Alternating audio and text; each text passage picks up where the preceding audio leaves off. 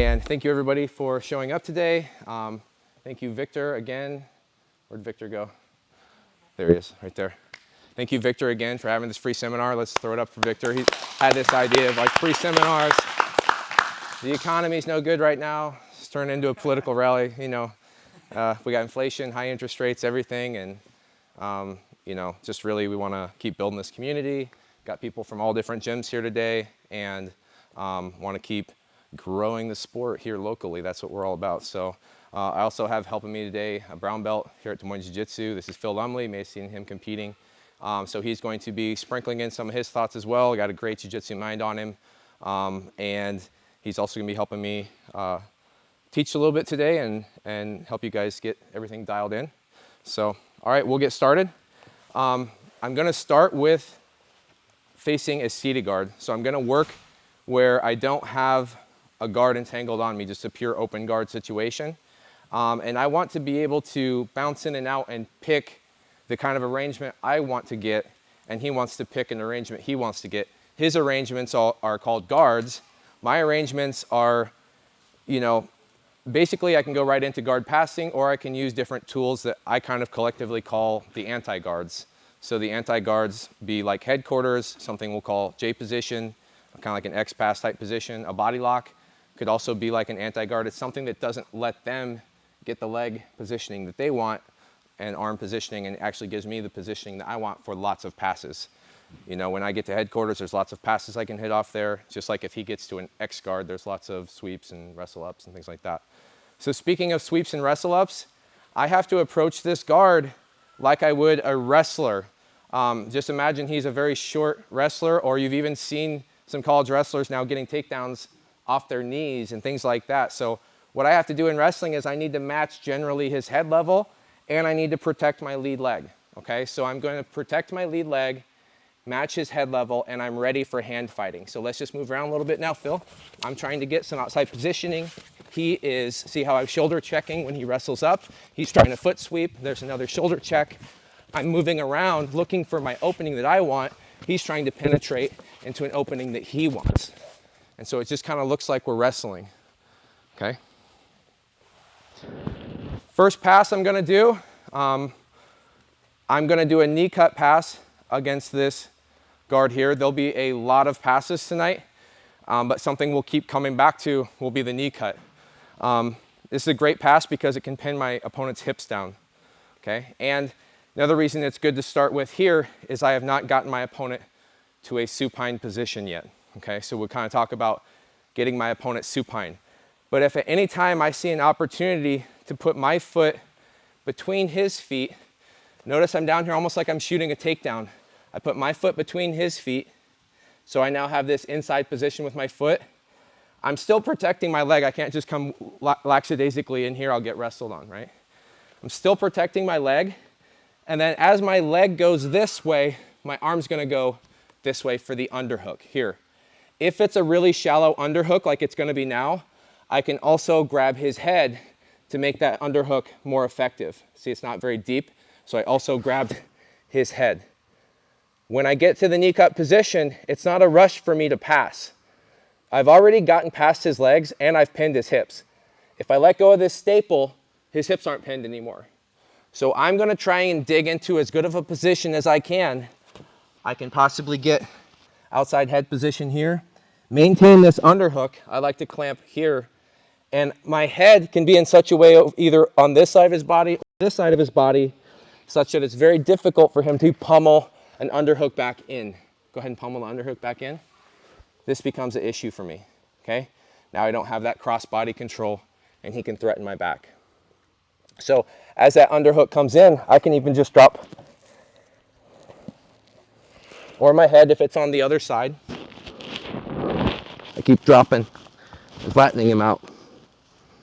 And I'm just kind of butterfly hooking. Like I said last seminar here, hips and shoulders. So I'm going to maintain that hip control. So we're in here moving around, maybe by creating some outside movement. That's where I see this opening, boom, emerge right here. Knee and my hand goes different places. They separate here to here to here.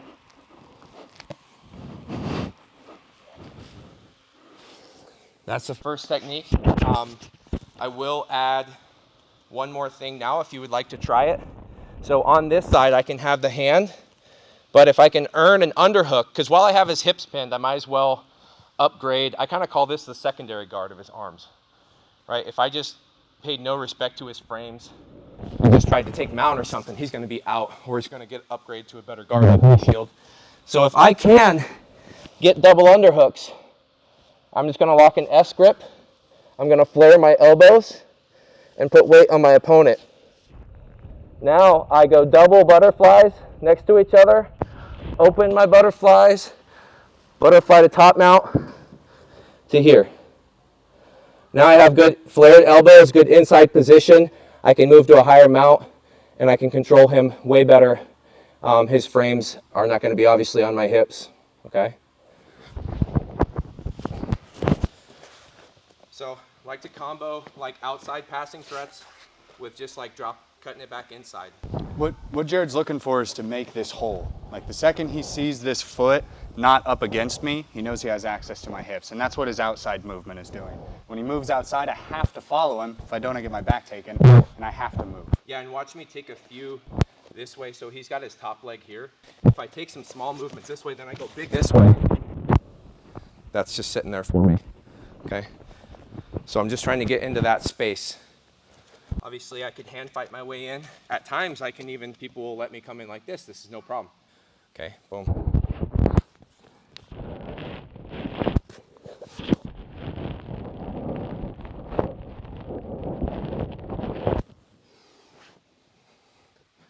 First technique. All right, try some of the bouncing outside, cutting inside as well when you're doing it, okay? 1, 2, 3.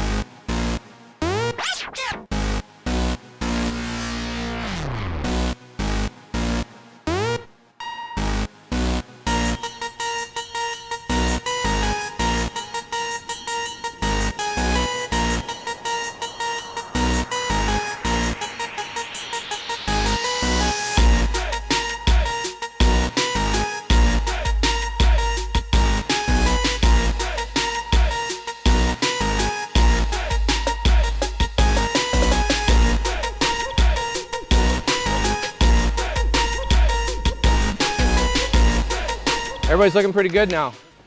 So we'll keep kind of coming back. There'll be some more knee cuts here today too. So we'll keep kind of circling back to that. One thing we want to highlight again is when I get into this position here, some people think I just got to score points as soon as possible and they just want to slide through. I drop my level, I flatten my opponent, and I'm pinning them to the mat. They're burning energy now. Meanwhile, I can try and upgrade my position. And now if I take a mount, or even if I still wanted the side control, I'm going to have his secondary guard of his arms beaten. And after you beat his arms, next is pretty much submission or back control or something like that. So if he can't frame me when I get on top of him, and I keep a good base and keep him pinned, you know, match is going to end if I can beat the legs and the arms, right? So I can be down here and just controlling, and I will camp there. I'm absolutely love to camp there. Okay. I will mention this. Actually, I will mention the back step right now because we're already in the position. So I will say if you lose this underhook, Phil takes the underhook. The interesting thing is, yes, he's threatening my back, but in order to threaten my back, his left knee has to be pretty close to my butt. Okay, so I still have that wrist, and this is important to have this discipline, to have this wrist pinned with a straight arm. And then I'm able to cast over to here. Okay, I'm gonna take this leg.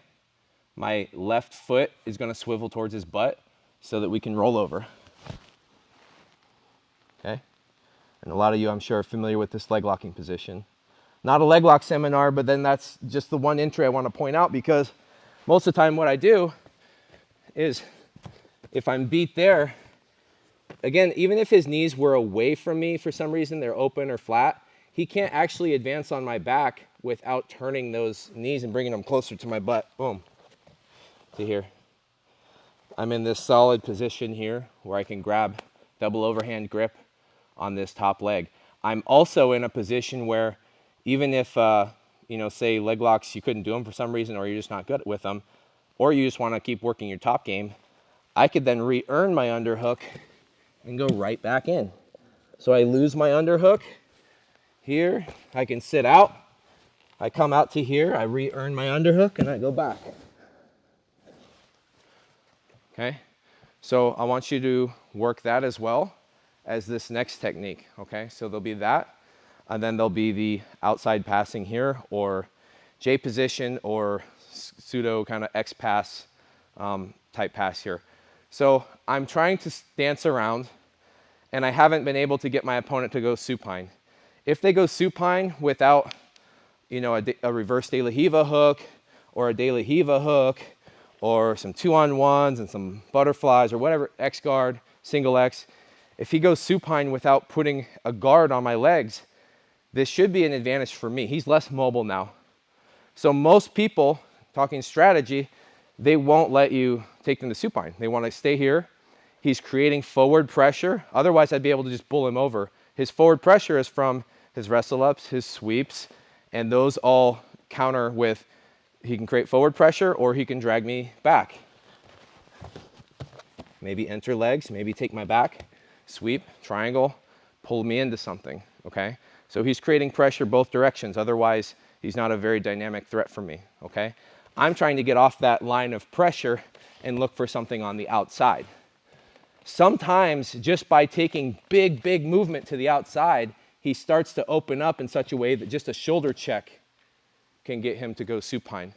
So again, I create that movement looking for a knee cut, but I also create that movement, good head level matching, wrist fighting, all of this. But sometimes I can create that movement and I can push with the shoulders, okay? Other times, depending on how my opponent's arranged, it may be easier for me to try some leg plucking here and have him go supine, okay? When I go to reach for his legs, he may take 2-on-1 grips and things like that, so I have to be careful. I play it first just off of movement and shoulder checks. Why not? And if I get too deep in entanglement I don't like, I'm not in a good position, I'll back out. I call it reshuffle the deck.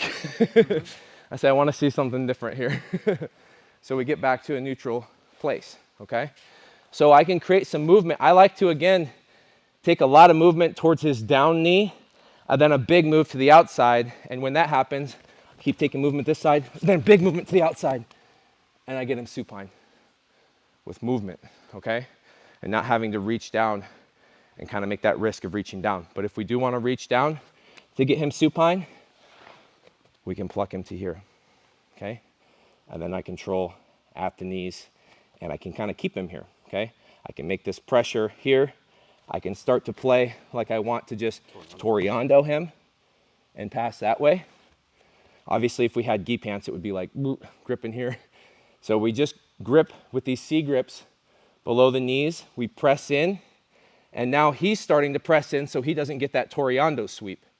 I'm gonna hit a little kung fu move here. My right hand rotates inside and falls to the hip. My left goes here, and I fall into it. Boom. So this is something I practice like a million times. 2 C grips to a high C grip and a hip. This is the one right here that's the kung fu move. Rotates to the inside. I'm creating the pressure. He has some pressure back in. I drop in. And it's like I'm dropping almost as fast as gravity would have me drop because of the speed of the wrist flick there. Then he still has pressure on him the whole time. What's that? Moving 45. Oh, you mean this 45 movement here? Mm-hmm. Yeah. We're just going out 45 degrees on my opponent. So I'm pushing. If he's really loose here, if he's super flaccid like Phil is, then I can I can just Toreando. Okay, most people will be more rigid here and they'll stay hard. Okay, boom, like this. And then I drop in my head on his chest and I'm on his hip with this grip like this, and I'm on his knee. So now this is an anti-guard, just like that knee cut position is kind of a anti-guard in a way. It's a pin. This is similar. It's a pin here. And go ahead and move around, Phil. I just follow him. He's burning a lot more calories than me. Tell him how your abs feel. Not good. He's having to crunch the whole time. You're forcing him into a trap where he's just having to constrict and constrict and constrict and maintain that position. If he goes limp, then I'm just passing. So once I'm there, boom, pressure on the knees. He presses back, boom, I'm here. I can just walk into this. Here, for a pass. Circle and push.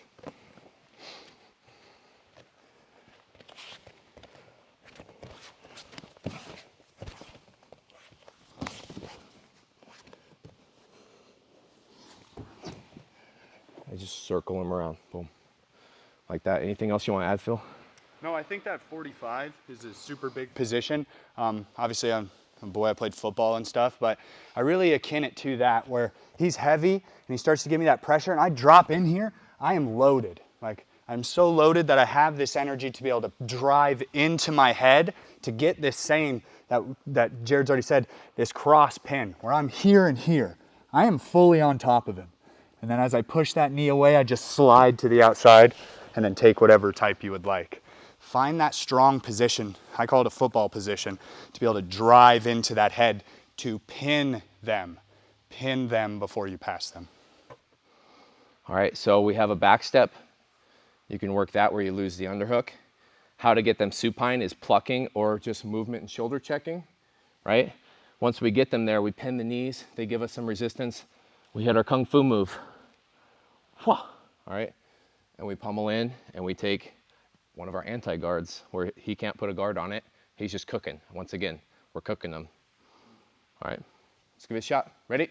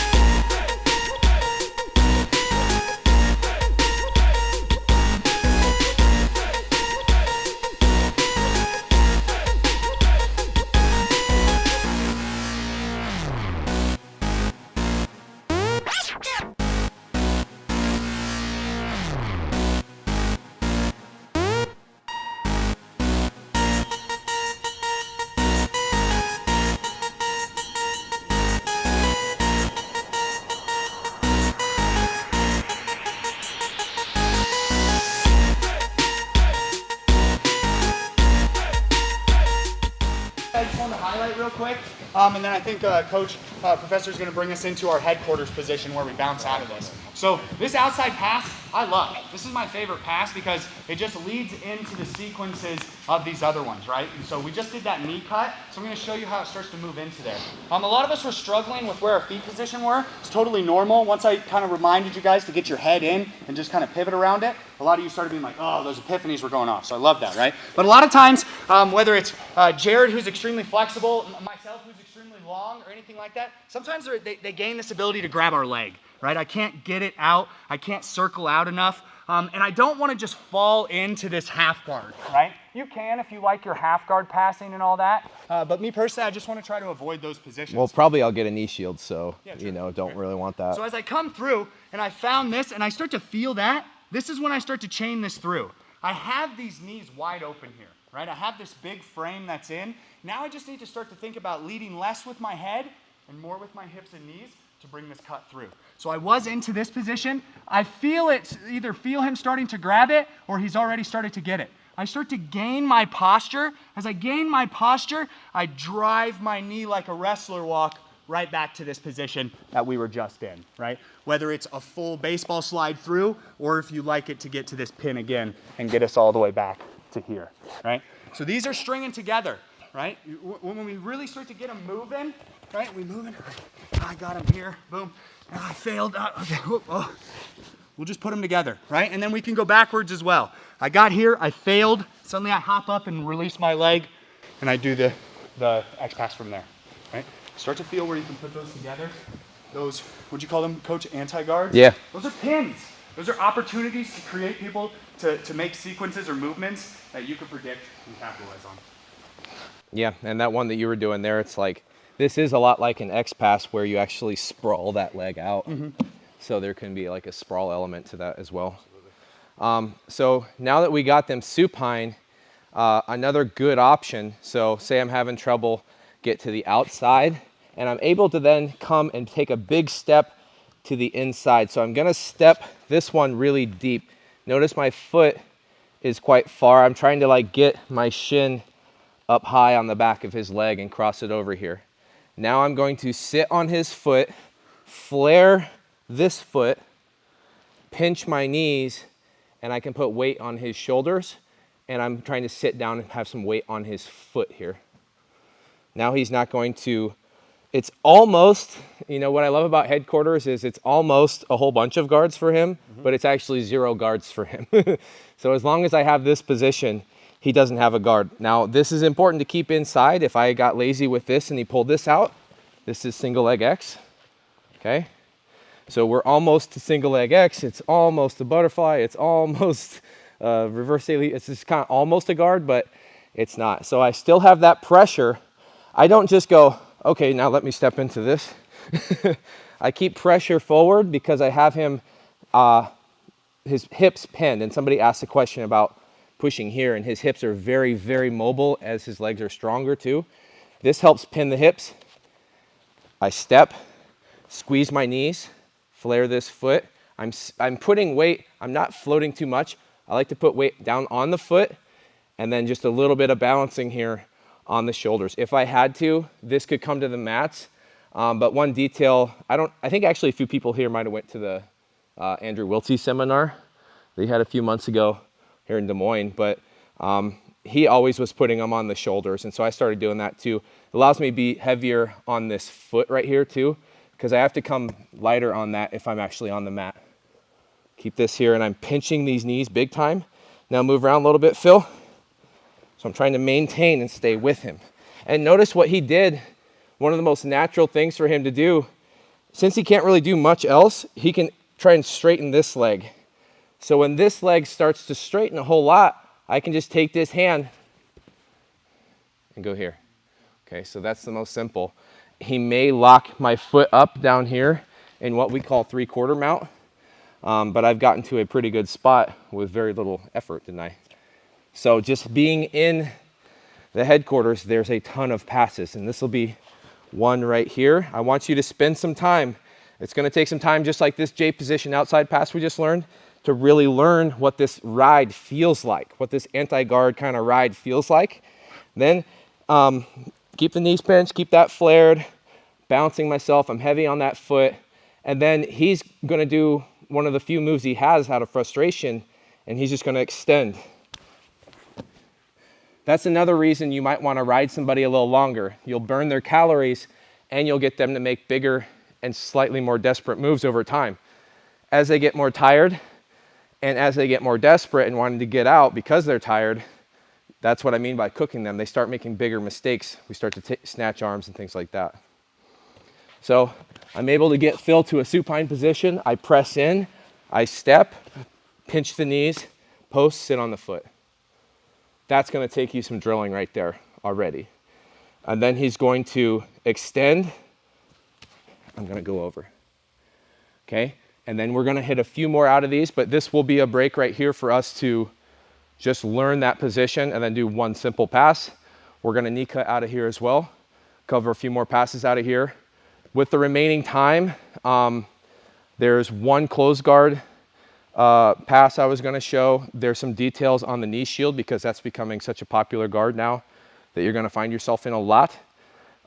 So as much time permits, we'll get deeper into that. And then we'll have time for a situational where we're going to be trying to pass the guard, kind of like we did last time with the armbar seminar, and possibly some time for open mat at the end before 7:30.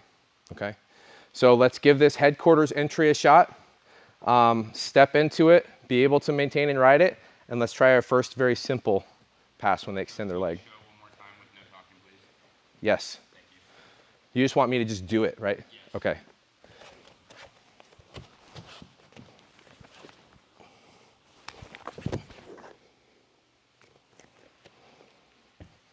Cool? Yep. All right, 1, 2, 3.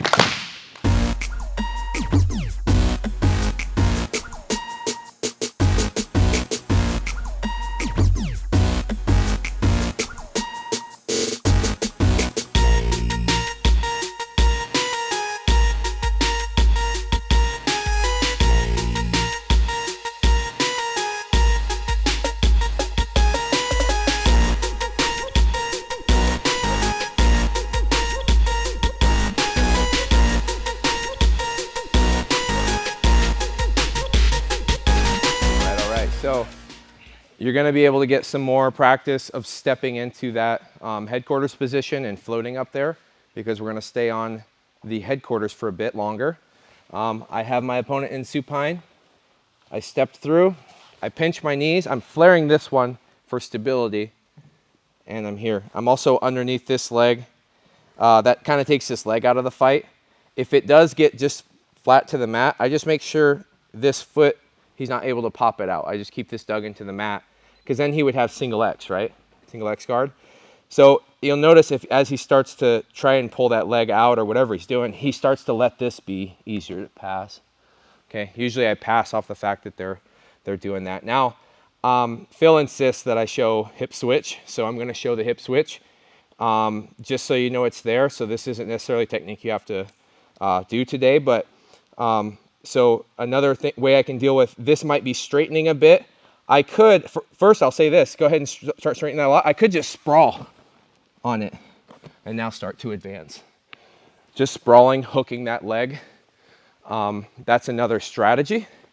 And I could, even if he's extending it or not extending it, I could hit a hip switch here too.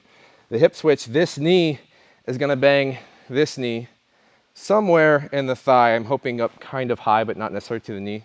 Like right around here. What do you say, Phil? Yeah, closer to the knee, the better. Right about there. We'll see what I actually hit. Okay. Where did I hit? Maybe a little. Yeah, you got knee. Oh, right in the knee. Okay, so try and do it slow. Almost impossible, but I'm coming up.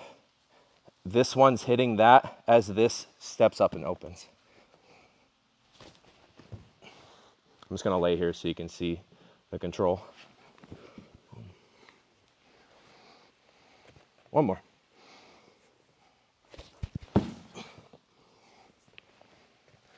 That's a hip switch, and there's sprawls there that I just showed.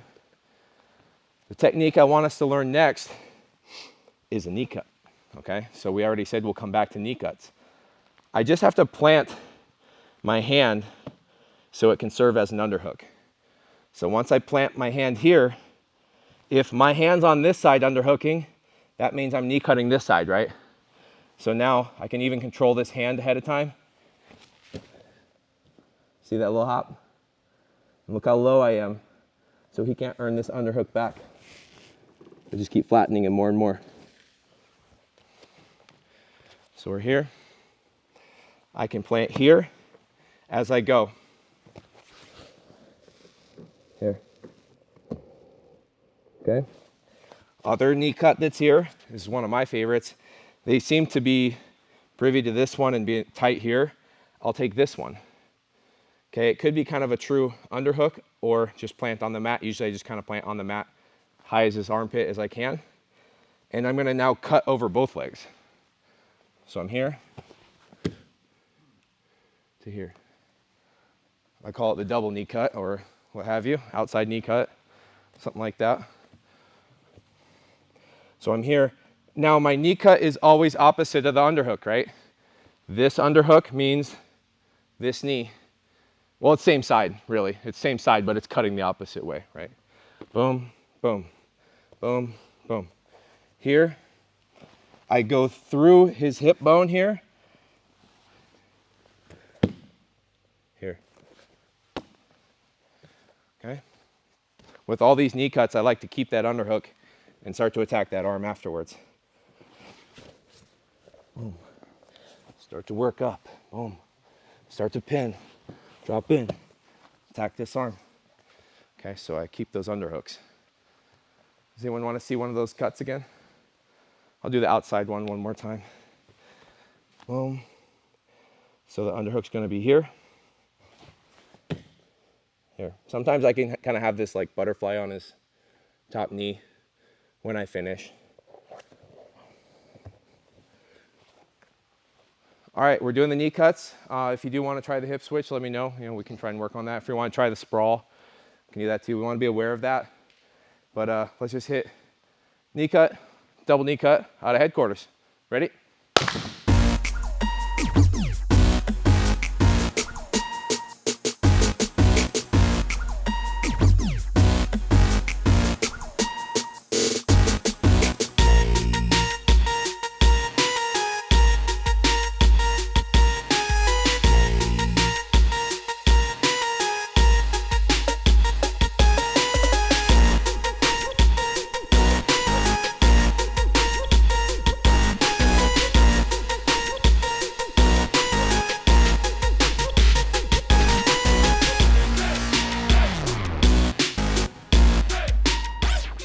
So falling into a knee shield now, this is where you're going to find yourself a lot, because if you go watch some high level matches, everybody's using knee shield.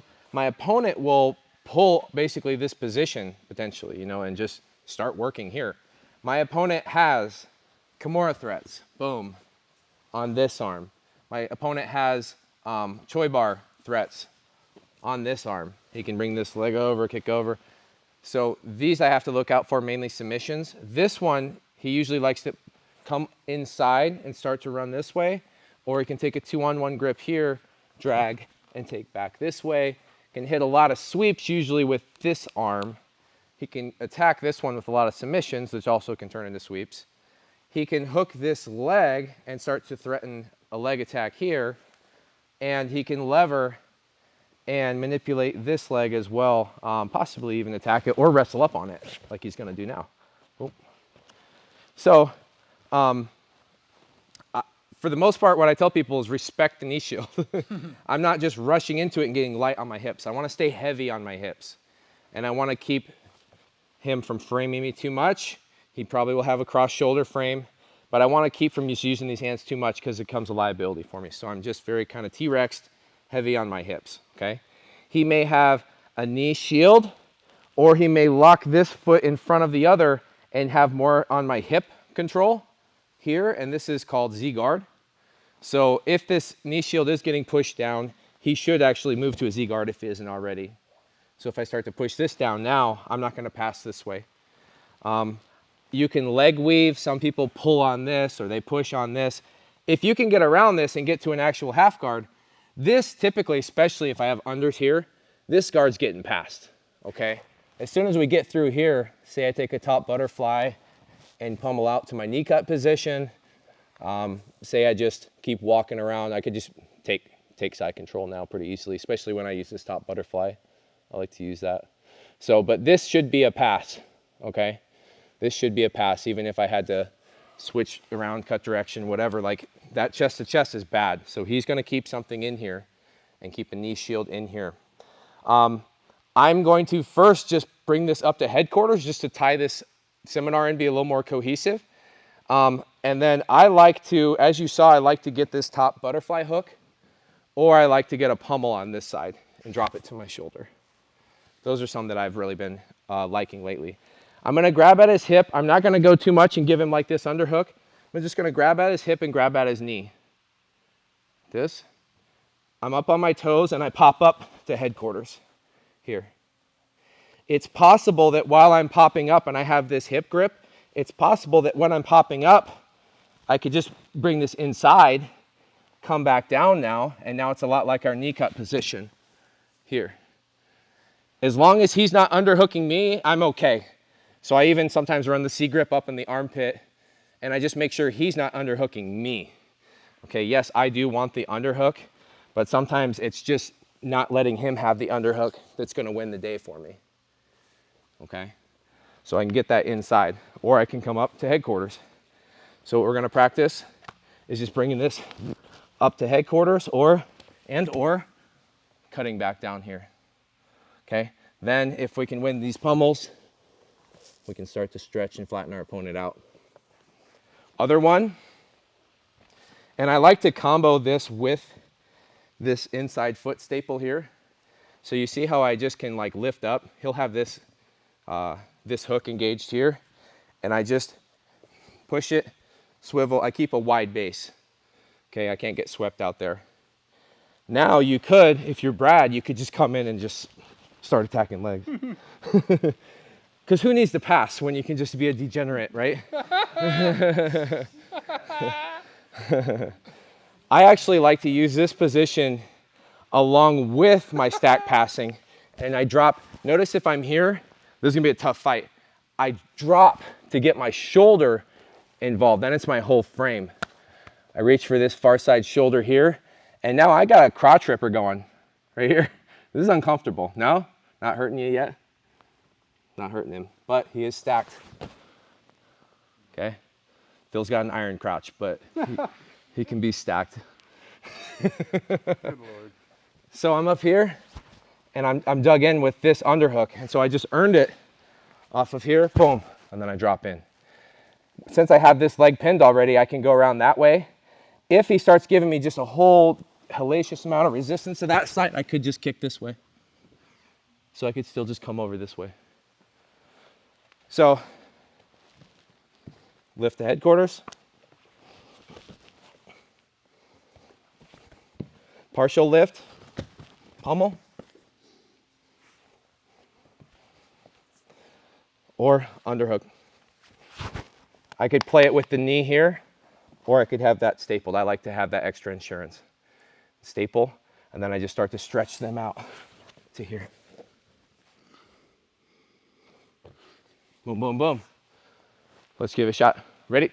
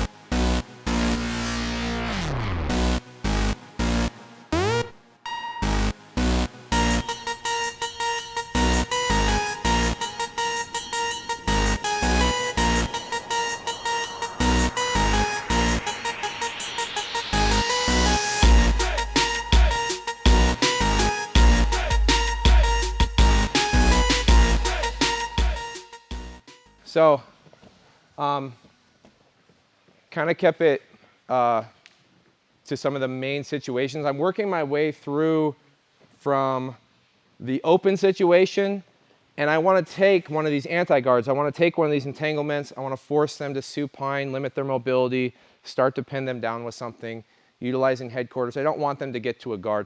There are some specific passes for individual guards that you might try. There's ways to strip certain guards and then get back to maybe a headquarters or a knee cut or something like that. But for the most part, I want to dance around, stay outside the guard. I can go outside and chain outside with inside. I can theoretically go over the top. People do cartwheel passing. I don't, but I do hit rolling guillotines a lot. People are playing with a lot of forward pressure, bringing their head forward. Rolling guillotine's a pretty good guard pass. Used to be like my #1 guard pass, not even passing. Just jumped on their neck and start passing, you know.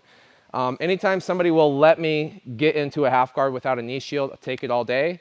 If they give me a knee shield, I respect it and come into it. If I think they're, and what I really want to stay out of is a closed guard. Okay, so I really want to stay out of the closed guard. But what happens if we get there? So somebody already asked me this question. I said, I'm going to share one closed guard open. It opens the guard and helps you pass. And it works like magic for me. It takes quite a bit of practice. It's weird. Same like headquarters. It's just going to take time for that to feel normal. So get some practice in with it. So I'm in a closed guard. I don't want to ever get here.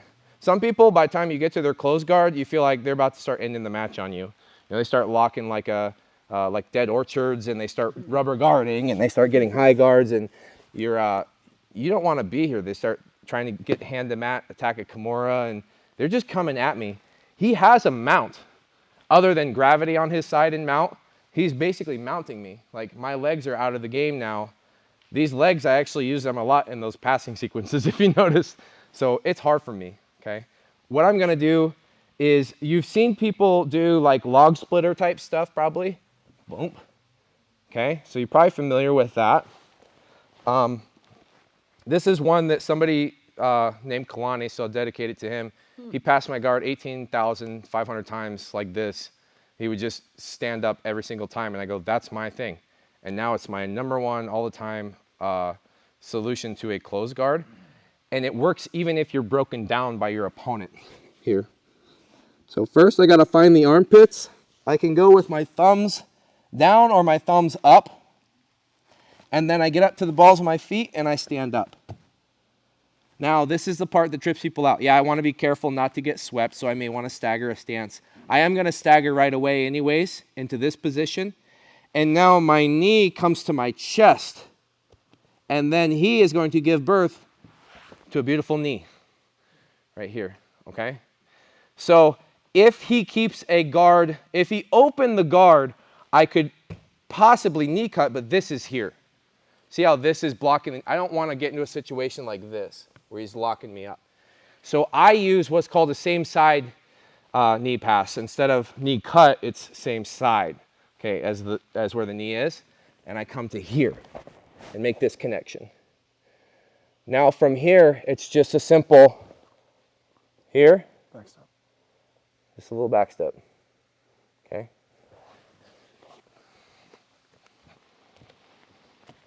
Close our, and let me do it without Phil for a second. So the part that trips people out is I'm in this kind of stance. The closer my knee gets to my chest, imagine his guard is locked here. Okay, there's going to be some space. How do I get my knee in here? I articulate down my chest until his inseam is right here. Boom, and then I sit on it. I'm in a pretty strong tripoded position. It can work even when I'm broken down. Okay.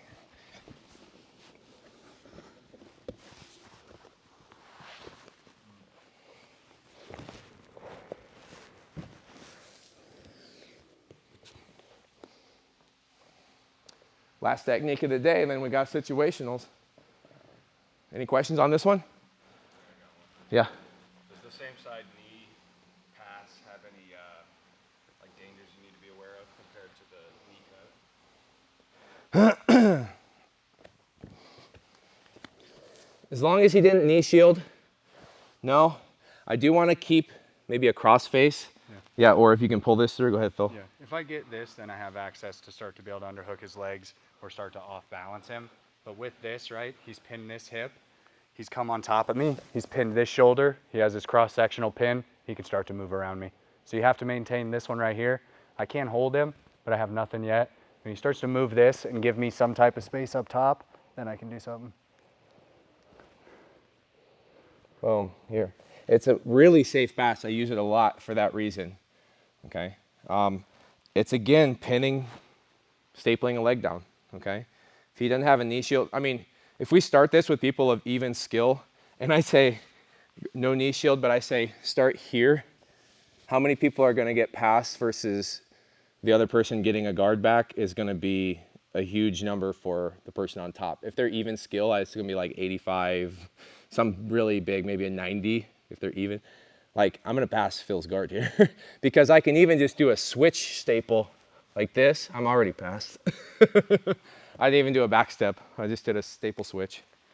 And so I like to use that one sometimes too, because if I come down here and I earn this space and then I hit the switch staple, then they keep thinking they have a guard. He actually doesn't even have a guard right now.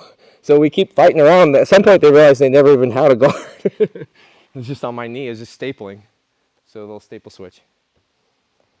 Last technique, let's try it. Ready?